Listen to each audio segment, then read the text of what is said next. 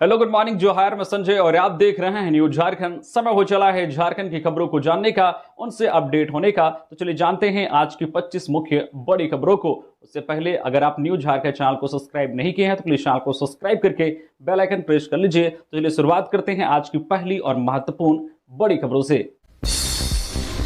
इस बार मानसून मेहरबान है। इसे देखते हुए झारखंड में 16.60 लाख हेक्टेयर में धान की रोपाई की गई, लेकिन रोपाई के 20 दिन बाद ही किसानों के चेहरे पर मायूसी दिखने लगी, क्योंकि अभी यूरिया की सख्त जरूरत है। इसी से पौधे की जड़ें मजबूत होती है, अधिक बालियां निकलती है और अच्छी पैदावार होती है, लेकिन यूरिया मिल नहीं रही। नतीजा धान के पौधे कुपोषित होकर खेत में ही गिर रहे हैं। उधर प्रखंडों में लैंपस में यूरिया के लिए रोजाना किसानों की लंबी कतार लगती है और दोपहर में मायूस होकर लौट जाते हैं, क्योंकि किसी प्रखंड में 200 तो किसी में 300 बोरी यूरिया ही सप्लाई हो रही है। इससे परेशान किसान खुले बाजार से यूरिया खरीदने को मजबूर है। यूरिया की किल्लत पर दैनिक भास्कर के रिपोर्टर ने 2 दिन तक रांची खूंटी के विभिन्न प्रखंडों में करीब 50 खाद बीज दुकानदारों की पड़ताल की तो चौंकाने वाले सच सामने आए। दुकानदार साफ मुकर गए कि उनके पास यूरिया नहीं है। 10 दुकानदार देने को तैयार हुए तो उन्होंने 266 रुपए की बोरी के लिए 800 रुपए की मांग की, लेकिन शक होने पर फिर मुकर गए। सोनाहातू बाजार टांड स्थित झारखंड कृषि विकास केंद्र के संचालक काफी तोल मोल के बाद 540 रुपए की दर से 25 बोरी देने पर राजी हुए। भास्कर रिपोर्टर ने 540 रुपए का ऑनलाइन भुगतान कर 1 बोरी यूरिया खरीदा। झारखंड के सहायक अध्यापक, पारा शिक्षक और स्कूलों में मध्याह्न भोजन बनाने वाली रसोइयां 4 अगस्त से 7 अगस्त तक विधानसभा का घेराव करेंगे।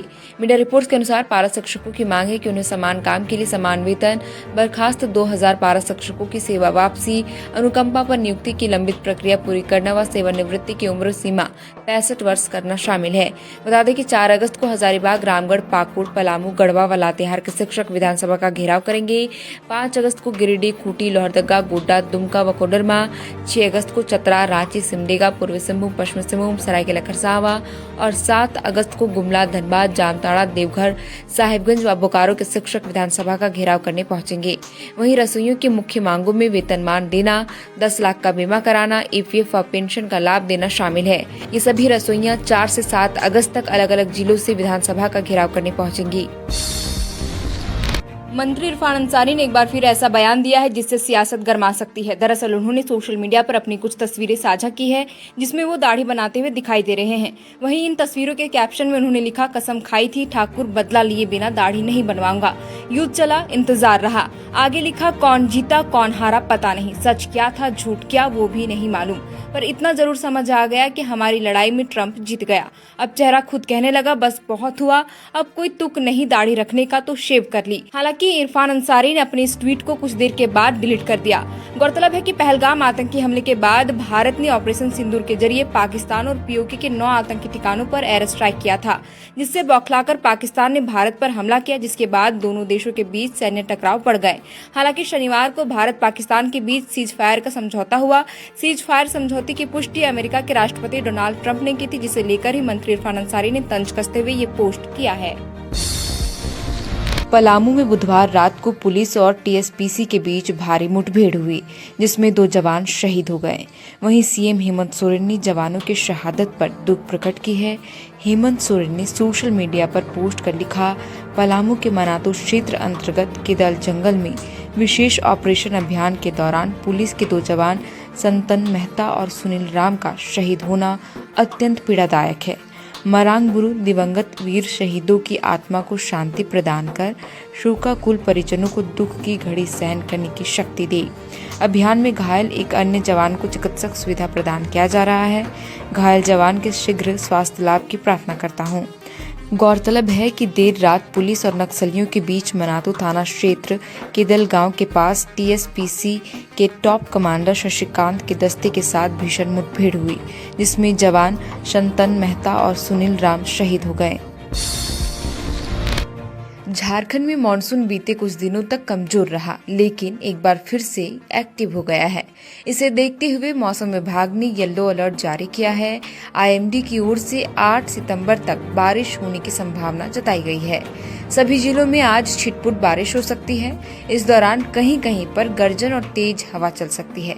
हवा की रफ्तार अधिकतम 30 से 40 किलोमीटर प्रति घंटे तक रह सकती है। इसके अलावा आकाशीय बिजली गिरने की भी संभावना व्यक्त की गई है। है।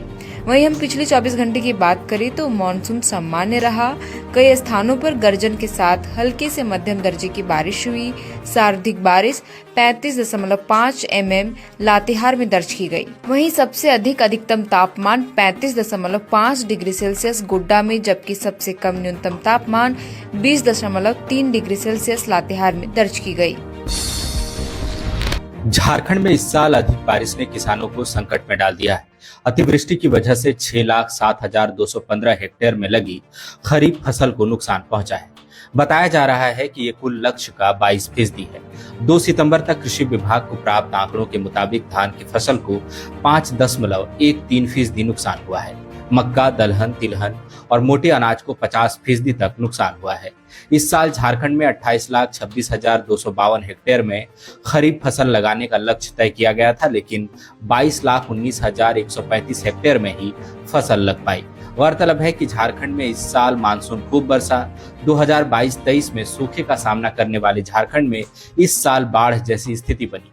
फसलें डूब गई, सब्जी की कीमतों में बेतहाशा वृद्धि हुई। झारखंड लोक सेवा आयोग यानी जेपीएससी ने सिविल सेवा परीक्षा का कट ऑफ मार्क्स जारी कर दिया है। मीडिया रिपोर्ट्स के अनुसार आयोग ने गुरुवार को अंतिम परिणाम में विभिन्न सेवाओं में श्रेणीवार कट ऑफ मार्क्स जारी किया है। साथ ही आयोग ने अलग से लिखित परीक्षा का कट ऑफ मार्क्स भी प्रकाशित किया है। गौरतलब है कि इस परीक्षा का परिणाम 25 जुलाई को जारी हुआ था। आयोग ने इस परीक्षा के अंतिम परिणाम के बाद सफल एवं असफल अभ्यर्थियों का प्राप्तांक भी वेबसाइट पर अपलोड कर दिया है।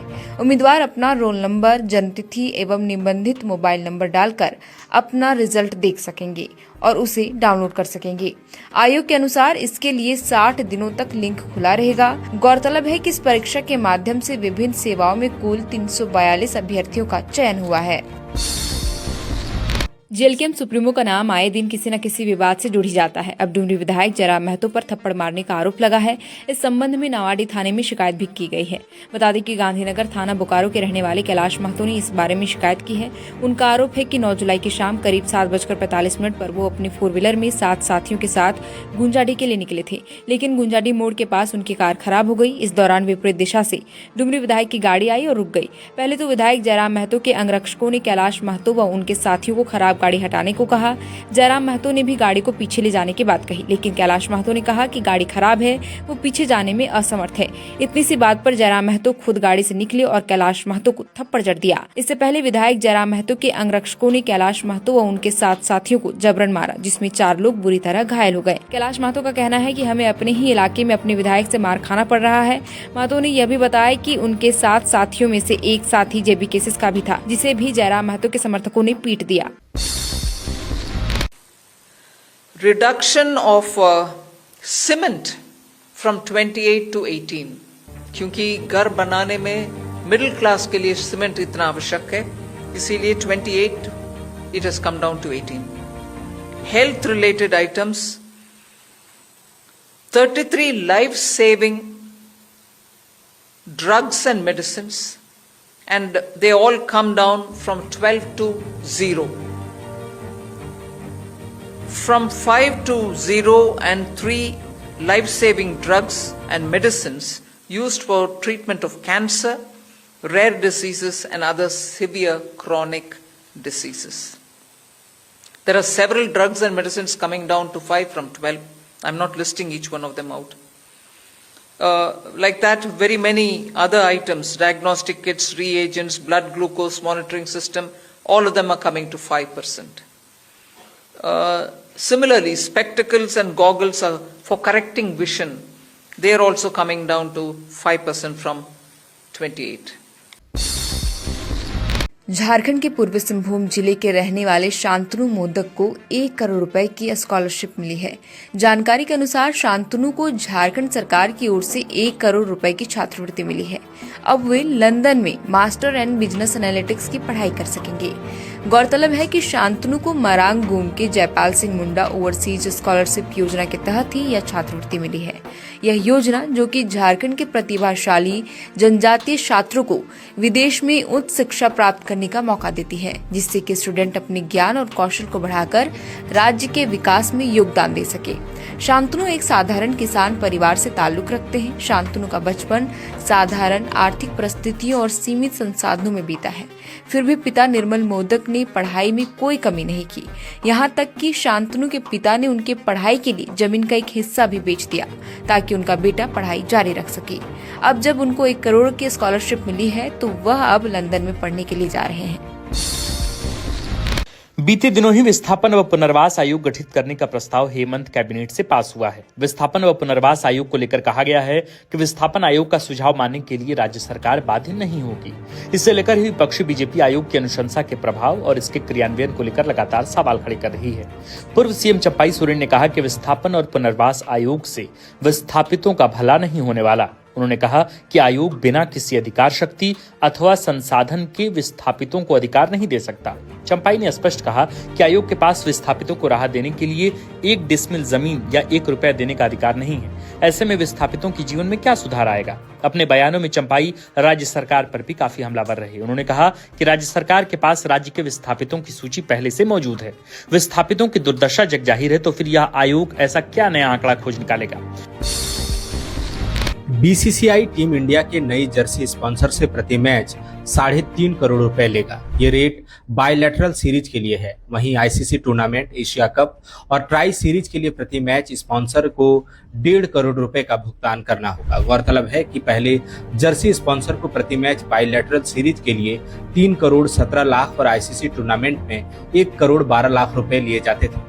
क्रिकबज़ की रिपोर्ट के मुताबिक स्पॉन्सरशिप की नई दरें एशिया कप के बाद लागू होंगी। इससे बीसीसीआई को सालाना 400 करोड़ रुपए से ज्यादा कमाई हो सकती है। गौरतलब है कि हाल ही में ऑनलाइन गेमिंग बिल आने के बाद बीसीसीआई ने ड्रीम 11 को स्पॉन्सरशिप से हटा दिया था। इससे पहले Sahara India, Oppo mobile, Byju learning team India के जर्सी स्पॉन्सर रह चुके हैं।